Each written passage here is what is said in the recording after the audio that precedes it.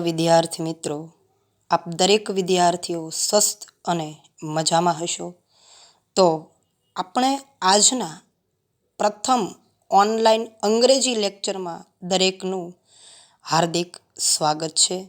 તો વિદ્યાર્થી મિત્રો, આપણે આજે ઇંગ્લિશ ગ્રામરની અંદર યુનિટ 4 ઓફલાઈન શિક્ષણ હતું, ત્યારે યુનિટ 4 કમ્પ્લીટ કરી ચૂક્યા છીએ. હવે આજે આપણે ત્યાંથી આગળ એટલે કે એની પછીનું યુનિટ છે, ટોટલ યુનિટ 6 છે, આપણે 4 પૂરા કર્યા, 5મું શરૂ કરી દીધું છે. એમાં મોડલ વર્બ્સની વ્યાખ્યાઓ તમને લખાવી છે, સમજાવી છે. પછીનો એક પ્રશ્ન પણ આપણે ખાલી જગ્યાવાળો પૂર્ણ કરેલો છે. તો હવે આગળ આપણે એની બધી જ ડેફિનેશનો પહેલાં વ્યવસ્થિત રીતે સમજી લઈએ, એટલે તમને એની પછીની એક્સરસાઇઝનો જે પ્રશ્ન પહેલો છે એ વ્યવસ્થિત રીતે આવડે. તો દરેક વિદ્યાર્થીઓ ધ્યાન આપજો. તો એનું ટાઇટલ છે મોડલ વર્બ્સ, એટલે કે સહાયકારક ક્રિયાપદો. તો વિદ્યાર્થી મિત્રો, તમે જ કહેજો, સહાયકારક ક્રિયાપદ એટલે શું? એવો પહેલો પ્રશ્ન થાય. એની ડેફિનેશન આપણે ગયા ઓફલાઈન છેલ્લા લેક્ચરની અંદર કરી ચૂક્યા છીએ, ભણી ચૂક્યા છીએ. તો ફરીવાર હું સહાયકારક ક્રિયાપદની ડેફિનેશન બોલું છું કે can, food, should, May, might અને મસ્ટ આ દરેકની ક્રિયાઓ ચાલુ હોય અથવા જે ક્રિયાપદને સહાયકારક ક્રિયાપદ તરીકે ઓળખવામાં આવે છે. આ બધા જ ક્રિયાપદો એટલે કે કયા બધા જ? Can, food, should, May, might અને મસ્ટ. બધા જ ક્રિયાપદો વાક્યની અંદર મુખ્ય ક્રિયાપદ તરીકે ઉપયોગમાં લેવાતા નથી. હવે એની અંદર આપણે અલગ અલગ 5 જે કાંઈ સહાયકારક ક્રિયાપદો મોડલ વર્બ્સ આપેલા છે તેની વિશેની માહિતી હું તમને એના ડેફિનેશન, એના ઉદાહરણ એટલે કે એક્ઝામ્પલ હું તમને સમજાવીશ. એટલે કે આપણો એક્સરસાઇઝનો પ્રશ્ન પહેલો તમને વ્યવસ્થિત રીતે સમજાય. તો એની અંદર પહેલું છે કેન. કેનની ડેફિનેશન શું થાય? કેન એટલે કે શકવું અથવા તો શકે છે. તો દરેક વ્યક્તિઓ જે કાંઈ પણ બોલી શકે છે, જે કાંઈ મદદ કરી શકે છે અથવા તો ક્ષમતા દર્શાવે છે, તેને આપણે કેનનો ઉપયોગ કરતા હોય એવું દર્શાવેલું છે. તો એનું પહેલું એક્ઝામ્પલ એટલે કે પહેલું ઉદાહરણ કેનનું છે. આઈ કેન સ્પીક ઇંગ્લિશ, એટલે કે હું અંગ્રેજી બોલી શકું છું. હવે એનું બીજું ઉદાહરણ I can not drive a car. હું કાર ચલાવી શકતો નથી. ઉદાહરણ 3 આપેલું છે કેન યુ હેલ્પ મી. આમાં આપણને આ ઉદાહરણની અંદર વિનંતી કરેલી છે, એટલે કે રિક્વેસ્ટ કરેલી છે. શું તમે મને મદદ કરી શકો? પછી છેલ્લે પ્રશ્નાર્થ છે. ચોથું એટલે કે કેનની અંદર example 4 can I come in. શું હું અંદર આવી શકું? તો આપણને વિદ્યાર્થીઓ આ ઉદાહરણની એટલે કે ચોથા ઉદાહરણની અંદર પરમિશન આપેલી છે, એટલે કે પરવાનગી આપેલી છે. તો એની પછીનું જે સહાયકારક ક્રિયાપદ છે બીજું એટલે કે શુડ. શુડ એટલે યોગ્ય સમયે અથવા તો ચોક્કસ ટાઈમમાં જે કોઈ વ્યક્તિ બોલી શકે છે તેને ઉપયોગ કરવા માટે શુડ વપરાય છે. તો એમાં એક્ઝામ્પલ પહેલું આપણને આપેલું છે વી શુડ સેવ ટ્રીઝ. સેવ એટલે બચાવવું, ટ્રીઝ એટલે વૃક્ષો. આપણે વૃક્ષો બચાવવા જોઈએ. હવે એમાં જ ઉદાહરણ બીજું we should not waste water, એટલે કે આપણે પાણી વેડફવું જોઈએ નહીં. એમાં જ તે મેં તમને આ સમજાવ્યું હતું ત્યારે એની અંદર જ એક ઉદાહરણ એને જેવું જ બનાવી આપ્યું હતું કે we should not waste time. આપણે આપણો ટાઈમ એટલે કે સમયનો બગાડ કરવો જોઈએ નહીં. ઉદાહરણ ત્રીજું જોઈએ you should work hard to pass the test. એટલે કે આ ઉદાહરણની અંદર આપણને સૂચન આપેલું છે. જો તમે કોઈ પણ કસોટીમાં, કોઈ પણ પરીક્ષામાં કે કોઈ પણ ટેસ્ટમાં પાસ થવા માગતા હો તો તમારે સખત મહેનત કરવી જોઈએ. ફરીવાર ત્રીજું ઉદાહરણ શુડમાં હું વાંચું છું. એમ કે છે કે you should work hard to pass the test. એટલે કે એ સૂચન દર્શાવે છે. એનું ગુજરાતી એવું થાય, કસોટીમાં પાસ થવા માટે તમારે મહેનત કરવી જોઈએ. ઉદાહરણ 4 જોઈએ. Gita should not play in the rain. એટલે કે ગીતાએ વરસાદમાં રમવું જોઈએ નહીં. આ પણ તમને સૂચન દર્શાવે છે. હવે એની પછીનું મોડલ વર્બ એટલે કે ત્રીજું સહાયકારક ક્રિયાપદ છે મેં. મેંનું ગુજરાતી અથવા તો એનો અર્થ મિનિંગ એવો થાય કે કોઈ પણ ભવિષ્યની શક્યતાઓ દર્શાવવા માટે દરેક વ્યક્તિએ એનો ઉપયોગ કરવાનો હોય છે. એટલે કે કોઈ પણ પરવાનગી, કોઈ પણ રજા લેવાની હોય, વિનંતી કરવાની હોય ત્યારે આપણે મેનો ઉપયોગ કરીએ છીએ. તો એનું પહેલું એક્ઝામ્પલ છે મે આઈ કમ ઇન. એમ એનું ગુજરાતી થાય, શું હું અંદર આવી શકું? તો એમાં બીજું ઉદાહરણ હેમંત મે વિન ધ મેચ. હવે આ બીજા ઉદાહરણની અંદર ભવિષ્યની શક્યતા આપણને આપેલી છે. તો એમ કે છે કે હેમંત મેચ જીતી શકે છે. એવું કીધેલું નથી કે જીતી ગયો છે. શું કે છે? હેમંત મેચ જીતી શકે છે. એની પછીનું ચોથું ઉદાહરણ એટલે કે ચોથું મોડલ વર્બ સહાયકારક ક્રિયાપદ ચોથું માઇટ આપેલું છે. માઇટ એટલે ભવિષ્યની શક્યતા અને વર્તમાનની શક્યતા દર્શાવવા માટે આપણે માઇટનો ઉપયોગ કરીએ છીએ.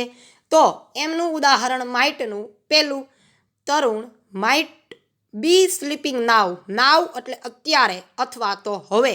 સ્લીપિંગ એટલે સૂવું. તરુણ કદાચ અત્યારે સૂતો હશે. ફરીવાર વાંચું છું, તરુણ કદાચ અત્યારે સૂતો હશે. એવું કીધું નથી કે તરુણ કદાચ અત્યારે સૂતો છે, સૂતો હશે. તો એ પણ ભવિષ્યનું થયું. એની પછીનું બીજું ઉદાહરણ માઇટમાં જોઈએ. The teacher might પનિશ you. એમાં પણ ભવિષ્યની શક્યતા આપણને દર્શાવેલી છે. શિક્ષક કદાચ તમને સજા કરી શકે છે. હવે છેલ્લું મોડલ વર્બ, છેલ્લું સહાયકારક ક્રિયાપદ મસ્ટ આપેલું છે. મસ્ટનો મિનિંગ અર્થ થાય છે ફરજિયાતપણે. કોઈ પણ વ્યક્તિએ ફરજિયાતપણે આ જ નિયમનું પાલન કરવું જ જોઈએ એવો એનો મસ્ટનો અર્થ થાય છે. મસ્ટના બે ઉદાહરણ આપણને આપેલા છે. ઉદાહરણ પહેલું, we must obey our parents. આપણે આપણા માતા પિતાનું માનવું જ જોઈએ. આ આપણને ફરજ દર્શાવી છે. ઉદાહરણ મસ્ટમાં બીજું, we must not break the rules of the school. આપણે શાળાના નિયમો તોડવા ન જ જોઈએ. ફરીવાર આપણે શાળાના નિયમો તોડવા ન જ જોઈએ. હવે આપણે આ પાંચે પાંચ મોડલ વર્બ્સ એટલે કે સહાયકારક ક્રિયાપદો ભણી ચૂક્યા. દરેક વિદ્યાર્થી મિત્રોને આશા રાખું છું સમજાઈ ગયા હશે. આ આપણે એનું બીજી વખત રિવિઝન આજે મેં તમને કરાવ્યું છે. છેલ્લો લાસ્ટ ઓફલાઈનનો લેક્ચર આપણે ભણ્યા હતા ત્યારે આ પાંચની ચર્ચા ઓફલાઈન લેક્ચરની અંદર મેં તમને કરેલી હતી. પાંચે પાંચની ડેફિનેશન લખાવી હતી. પાંચે પાંચના એક્ઝામ્પલ્સ એટલે કે ઉદાહરણ લખાવેલા હતા. તો પાંચે પાંચ તમને યાદ રહી ગયા હશે એવી આશા રાખું છું. જો આ પાંચે પાંચ તમને વ્યવસ્થિત રીતે યાદ હશે, યાદ રહેશે, આના નિયમો યાદ રહેશે, ડેફિનેશન યાદ રહેશે તો એક્સરસાઇઝ તમને યાદ વ્યવસ્થિત રીતે રહેશે. એટલે કે એક્સરસાઇઝના બધા જ પ્રશ્નો તમને આ પાંચ સહાયકારક ક્રિયાપદની મદદથી શીખવાના છે. તો આપણે એક્સરસાઇઝ તરફ જઈએ. એક્સરસાઇઝની અંદર ક્વેશ્ચન 1 એટલે કે પ્રશ્ન પહેલો આપણને આપેલો છે એ હું તમારી સમક્ષ રજૂ કરું છું. પહેલો પ્રશ્ન છે, complete the sentence using should or should not. એટલે કે એનું ગુજરાતી એવું થાય, શુડ અથવા શુડ નોટનો ઉપયોગ કરીને વાક્યને પૂર્ણ કરો. ફરીવાર એક્સરસાઇઝનો પ્રશ્ન પહેલાંનું ગુજરાતી હું કરું છું કે શુડ અથવા શુડ નોટનો ઉપયોગ કરીને વાક્ય પૂર્ણ કરો. હવે આની અંદર તમારે શું કરવાનું છે એ કહી દઉં. એ કહેતા પહેલાં આપણને ઉપર 2 એક્ઝામ્પલ્સ વ્યવસ્થિત રીતે સમજાવેલા છે. એક્ઝામ્પલ્સ સમજી લઈએ, પછી તમને શું કરવાનું છે આ પ્રશ્નમાં એ સૂચના આપી દઉં. તો એક્ઝામ્પલ્સ 1 એટલે કે પહેલું એમ છે કે રવિ ઇઝ પ્લકિંગ ફ્લાવર્સ. રવિ છે એ ફૂલોને ચૂંટે છે અથવા તો તોડે છે. તો રવિ છોકરો છે, તો એની માટે આપણે જવાબ લખતી વખતે એક્ઝામ્પલ્સમાં હી લખેલું છે. શું લખેલું છે? હી. કેમ? કારણ કે રવિ છોકરો છે એટલે. જો છોકરીનું નામ આપેલું હોત તો આપણે શું લખત? શી લખત. હવે આ ઉદાહરણ એક્ઝામ્પલ્સ પહેલું છે એ આપણને હકાર વાક્યની અંદર આપેલું છે. તો હકાર આપેલું છે તો બધા જ જે વાક્ય બનાવવાના છે, હકાર આપેલું હોય તો નકારમાં જવાબ દેવાનો છે. નકાર આપેલું હોય તો વિદ્યાર્થીઓ આપણે હકારમાં જવાબ દેવાનો છે. એટલે કે જો તમે નકારનો જવાબ આપો છો તો એનો જવાબ ઇંગ્લિશમાં એટલે કે શુડ નોટ વપરાય છે. ફરીવાર બોલું છું, જો આપણે નકારમાં વાક્યનો જવાબ દેવાનો આવે તો એનો જવાબ શુડ નોટ તરીકે વપરાય છે. અને જો હકારમાં આવે તો આપણે શુડમાં જ દેવાનો છે જવાબ. અને બીજી વાત એ કે વાક્યની અંદર પ્લકિંગ આપેલું છે એટલે કે આઈએનજી લખેલું છે, આઈએનજી લાગેલું છે. તો એ આઈએનજી આપણે દૂર કરીને બધા જ વાક્યો આપણે એક્સરસાઇઝમાં ભણશું. એમાં આઈએનજી બધાયમાં દૂર કરીને એનું મૂળ રૂપ લખશું. એટલે કે આઈએનજી કાઢીને જે કાંઈ વધ્યું, જો આમાં એક્ઝામ્પલ પહેલું છે એની અંદર તમને પ્લકિંગ આપેલું છે, પ્લકિંગ. તો આપણે એની અંદરથી આઈએનજી કાઢી નાખીએ તો તમને દરેકને ખ્યાલ હશે જ તે કે આઈએનજી કાઢો એટલે મૂળરૂપ થઈ જાય એનું પ્લક. જો આપણને આપેલું જ છે, બરાબર છે. તો દરેક વિદ્યાર્થીઓ એટલું નોંધ રાખે કે હકાર આપેલું હોય તો એનું નકાર કરવાનું છે, નકાર આપેલું હોય તો તેનું હકાર કરવાનું છે. અને નકાર કરતી વખતે તમારે શુડ નોટનો ઉપયોગ કરવાનો જ, અને હકાર કરતી વખતે ખાલી શુડનો ઉપયોગ કરવાનો છે. ત્રીજી વાત એ થાય કે આઈએનજી આપેલું હોય તો આઈએનજીને દૂર કરવાનું જ અને તેનું મૂળરૂપ લગાડવાનું છે. એટલે પહેલાં એક્ઝામ્પલ્સમાં પહેલાં ઉદાહરણની અંદર તમને પ્લકિંગ આપેલું છે તો એ પ્લકિંગનું તમને થઈ જાય પ્લક. તો આપણે જવાબ જોઈએ. ફરીવાર ઉદાહરણ પહેલું લઉં છું. રવિ ઇઝ પ્લકિંગ ફ્લાવર્સ. તો રવિ છોકરો છે એટલે એનો જવાબ આપણે હીથી લખશું. અને બીજી વાત એ કે આ ઉદાહરણ પહેલું આપેલું છે તે હકાર આપેલું છે. તો હકાર આપ્યું છે તો મેં પહેલાં તમને વાત કરી કે આપણે એનો જવાબ લખતી વખતે શું કરશું? એનું નકાર કરી દેશું. તો રવિ છોકરો છે તો એનું થશે he. He should not pluck flowers. ફરીવાર, he should not pluck flowers. પ્લકિંગનું પ્લક કર્યું, હકાર હતું એટલે શુડ નોટ કર્યું, ફ્લાવર્સનું ફ્લાવર્સ એનું એમ એટલે કે એઝ ઇટ ઇઝ રહેવા દીધું. તો ઉદાહરણ બીજું જોઈએ આપણે. આશા રાખું છું પહેલું ઉદાહરણ દરેક વિદ્યાર્થીઓને સમજાઈ ગયું હશે. ઉદાહરણ 2, ધ બોયઝ એટલે છોકરાઓ, બોયઝ આર નોટ સ્ટડિંગ એટલે કે છોકરાઓ વાંચતા નથી, વાંચી રહ્યા નથી. તો એનું આપણને નકાર ઓલરેડી આપ્યું છે. તો મેં તમને વાત કરી એમ નકાર આપ્યો હોય તો શું કરવાનું છે? હકાર. તો હકાર કરતી વખતે માત્ર ને માત્ર શુડનો જ ઉપયોગ કરવાનો છે. સવાલની અંદર તમને સ્ટડિંગ આપેલું છે, સ્ટડિંગ આપ્યું છે એટલે એ આઈએનજી નીકળી જશે અને એનું સ્ટડી થઈ જશે. તો આપણે જવાબ લખીએ the boys should study. The boys should study. 2 ઉદાહરણ વિદ્યાર્થીઓ તમને સમજાઈ ગયા હશે. 2 ઉદાહરણ પરથી નીચેના જે તમને આ પેજની અંદર 12 આપેલા છે વાક્યો, એના જવાબ એક હું તમને આપીશ.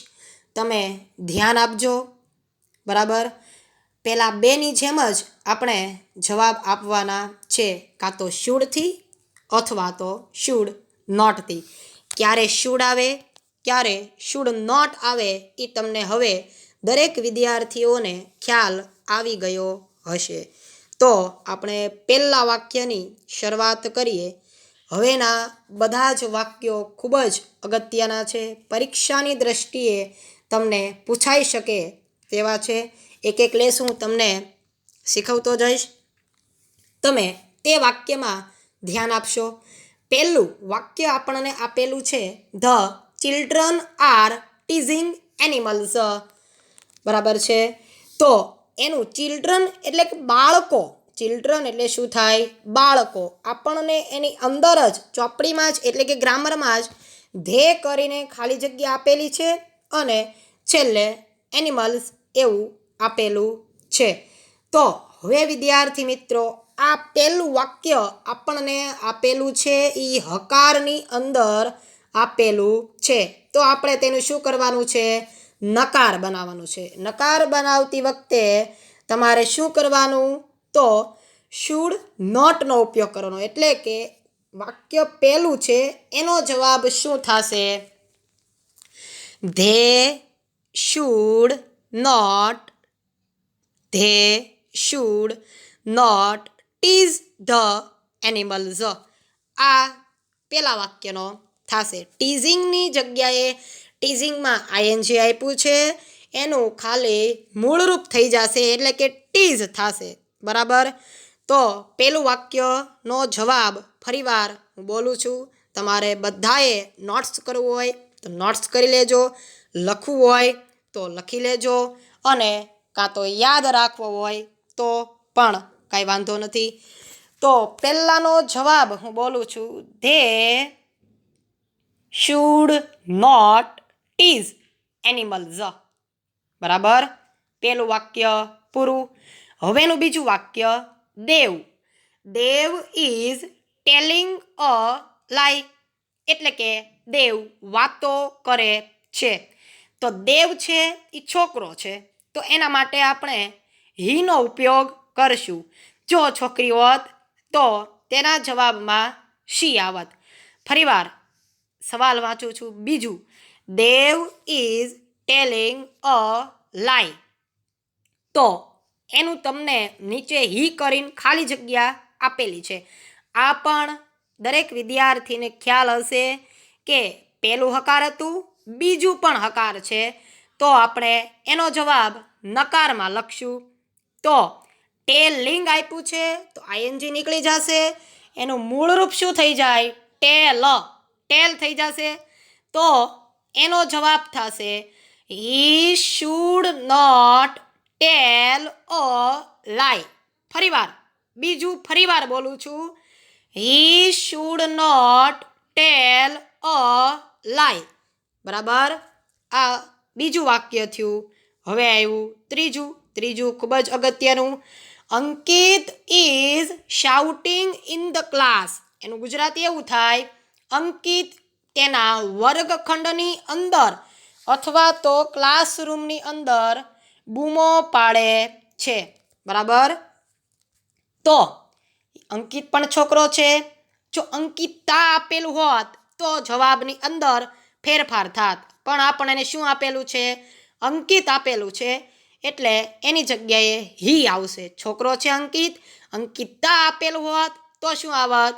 શી આવત. હવે એનો જવાબ લખીએ. આ પણ હકાર વાક્ય આપેલું છે, તો એનું નકાર કરીએ. તો હી શુડ નોટ શાઉટિંગનું શું થઈ જાય? શાઉટ. ફરીવાર આઈએનજી નીકળી જાય, એનું મૂળરૂપ શું થાય? Shout.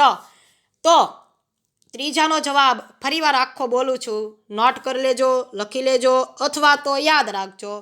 He should not shout in the class. આ 3 ઉદાહરણ થઈ ગયા. પહેલા 3 વાક્યો આપણને આપેલા છે, એ 3 હકાર આપેલા છે. 3નું આપણે શું કર્યું? નકાર કર્યું. એટલે કે શુડ નોટ નો ઉપયોગ કરીને આપણે એનો જવાબ આપ્યો. જો અંકિત આવી ગયું. હવે મેં તમને કીધું હતું એની પછીનું ચોથું વાક્ય છે અંકિતા વાળું છે. અંકિતા છે એ છોકરી છે, તો એનો જવાબ શીમાં બનશે. એટલે કે ચોથું આપણને આપેલું છે, Ankita is not working hard. Ankita સખત મહેનત કરતી નથી.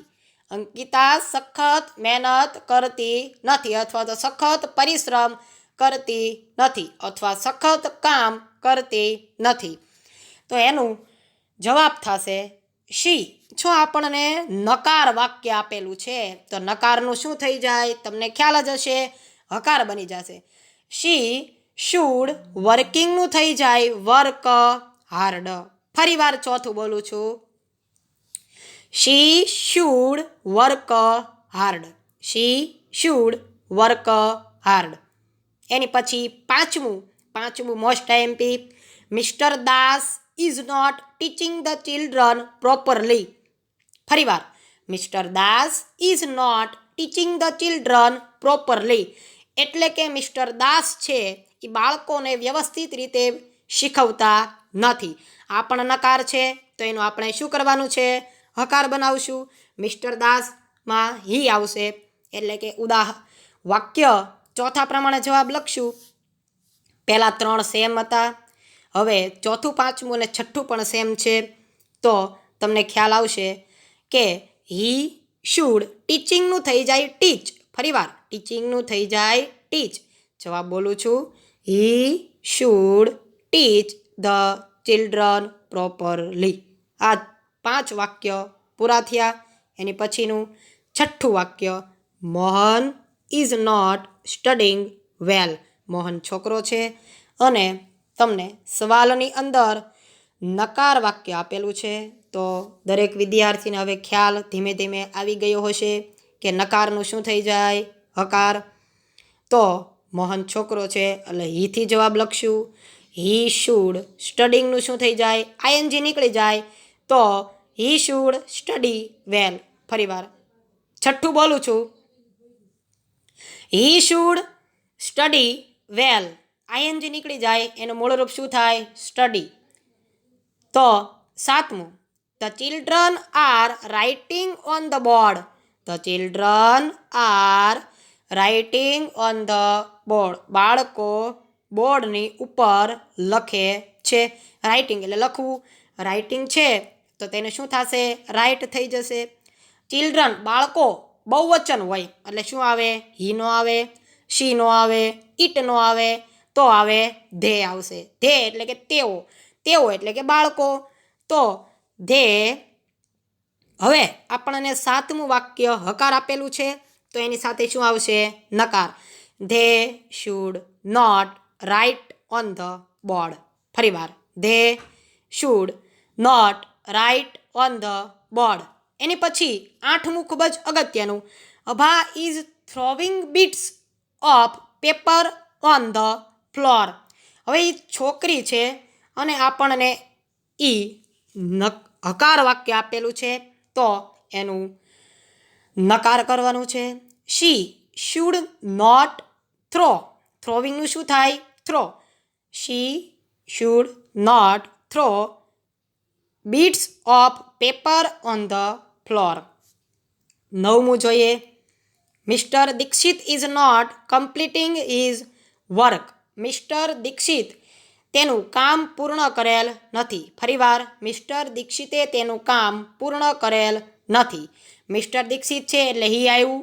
નકાર છે તો આપણે હકારથી બનાવશું. તો એનો જવાબ શું થાય? He should. કમ્પ્લીટિંગનું શું થઈ જાય? Complete. He should complete his work એટલું થાય. તો એની પછીનું જોઈએ 10મું. Mohan is keeping the parrot in the cage. કીપિંગનું કીપ થઈ જાય. બાકી તમને તો ખ્યાલ જ છે હવે, મોહન છોકરો છે તો એમાં હી આવશે. તો જવાબ થશે he should not keep the parrot in the cage. તમારે યાદ એટલું જ રાખવાનું છે કે હકાર આપેલું હોય તો તેનો જવાબ નકારમાં લખવાનો, અને નકાર આપેલું હોય તો તેનો જવાબ હકારમાં લખવાનો છે. નકાર લખતી વખતે શુડ નોટનો ઉપયોગ થાય અને હકાર લખતી વખતે ખાલી શુડનો ઉપયોગ થાય. બીજી બાબત અગત્યની યાદ રાખવાની છે કે છેલ્લે આઈએનજી આપેલું હોય તો એ આઈએનજીને દૂર કરીને આપણે મૂળ રૂપનો ઉપયોગ કરશું. એટલે કે ટીચિંગ આપેલું હોય, વર્કિંગ આપેલું હોય તો એવા બધાયના રાઇટિંગ આપેલું હોય તો ટીચ થઈ જાય, રાઇટ થઈ જાય. બરાબર છે? તો 10મા વાક્ય તરફ જઈએ. Mohan is keeping the parrot in the cage. તો એનું થઈ જાય he should not keep the parrot in the cage. 11મું. Kiran is not helping his friend. Kiran તેના મિત્રને મદદ કરતો નથી. તમને એમ થશે કે કિરણ છોકરીમાં આવે, પણ છોકરી અને છોકરા બંનેમાં આવે તો હું તમને આની અંદર 11મું વાક્ય જે બનાવવાનું છે એ વાક્ય હીથી બનાવી આપું છું. શીથી તમારે જાતે ટ્રાય કરવાની છે. વાક્ય એક જ બનશે પણ તમારે ટ્રાય એવી કરવાની જ. મેં તમને અત્યારે હીથી બનાવીને આપ્યું છે તો તમારે શીથી બનાવવાનું છે. તો ફરીવાર વાંચું છું. કિરણ છે, છોકરો આમાં દર્શાવેલો છે. તમારે છોકરી પ્રમાણે પણ જાતે બનાવવાનું રહેશે. તો એનું થઈ જાય he should help his friend. He should help his friend. એની પછી રાજ 12મું આપેલું છે. Raj is not obeying his parent. એટલે કે રાજ તેના માતા પિતાનું માનતો ન હતો. તો એમાં હી બનશે he should obey his parents. તો દરેક વિદ્યાર્થી મિત્રો એટલું યાદ રાખજો. આપણે મોડેલ વર્ષ ભણી ગયા, પછી એક્સરસાઇઝનો પ્રશ્ન પહેલો ભણ્યા. તમારે ખાસ ધ્યાન એ રાખવાનું છે, હકાર હોય તો નકાર, નકાર હોય તો હકાર, એટલું ધ્યાન રાખવાનું છે. અને બીજી બાબત એ કે આઈએનજી વાળું રૂપ હોય તો તે આઈએનજીને દૂર કરીને મૂળ રૂપ બનાવવાનું છે. અને ખાસ સૂચના એ છેલ્લે દરેક વિદ્યાર્થીઓને હોમવર્કની અંદર આ એક્સરસાઇઝ મેં કરાવી એ સરસ રીતે પહેલાં વાંચવાની છે અને પછી એક વખત લખીને પાકી કરવાની છે. તો દરેક વિદ્યાર્થીઓને આ પહેલો લેક્ચર એટલે કે ઓનલાઈન અંગ્રેજી ગ્રામરનો તમને સમજાયો હશે એવી આશા રાખું છું. Thank you very much all the students. Safe and healthy at your home.